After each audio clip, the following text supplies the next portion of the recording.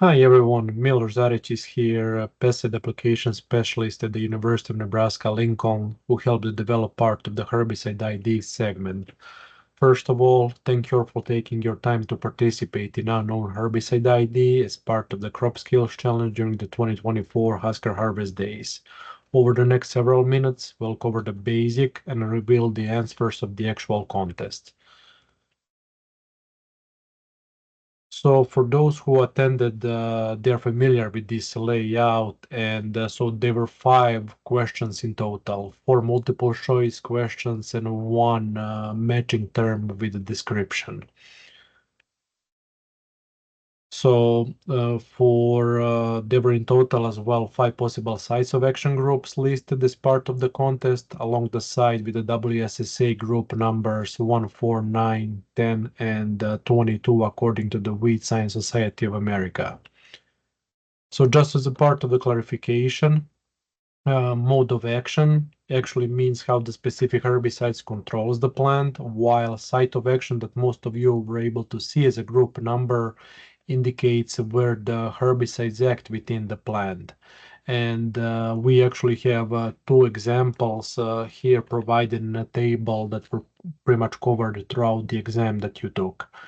So if you would like to learn more about the different herbicides, you can feel free to scan this Take an Action QR code and actually get yourself prepared even for some of the future contests.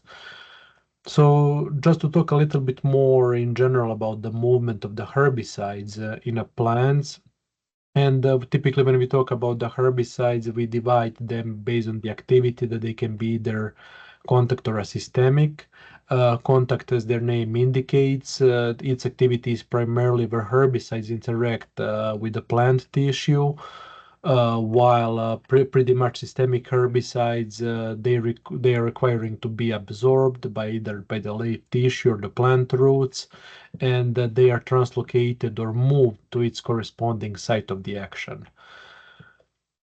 So just for you to establish the baseline, what you had available during the Husker Harvest Days is a non-treated control that includes actually 4 crops that include corn, soybeans, sunflower, and cotton, as well as troublesome weed species. And in this part, we included the Palmer amaranth, yellow foxtail, velvet leaf, and a common lamb squatters.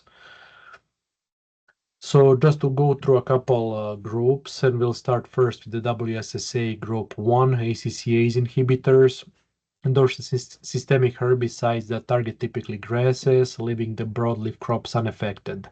And the image shows pretty much the untreated control plants on the top that we'll keep throughout all slides versus the ACCase inhibitor treatment on the bottom that we actually have the clear control of the grasses and a healthy broadleaf plants.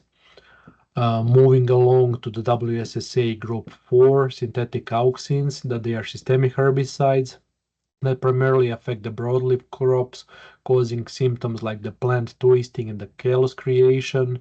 And the images actually contrast on the top, as I mentioned, the untreated control with the synthetic auxin treatment on the bottom that is actually showing reduced broadleaf growth and the minimal impact on grasses.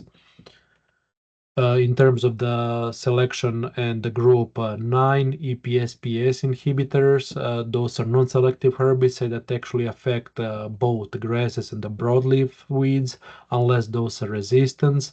And in the bottom image, we can see glyphosate-tolerant corn and cotton that actually remained unaffected, while Palmer amaranth, known for its glyphosate resistance, showed minimal effect to the treatment. Now, moving to WSSA Group 10, glutamine synthase inhibitors. Those are the contact herbicides that actually cause the burning appearance and they act quickly. The image highlights the untreated control plants versus the treated plants on the bottom, where we actually have the glufosinate-tolerant cotton that actually remained unaffected by the application of the treatment, while the other non-tolerant species showed the apparent symptoms of its activity. Moving along to WSSA Group 22, Photosystem 1 electron diverters. Those are known to be as well as fast-acting contact herbicides with no tolerant crops available.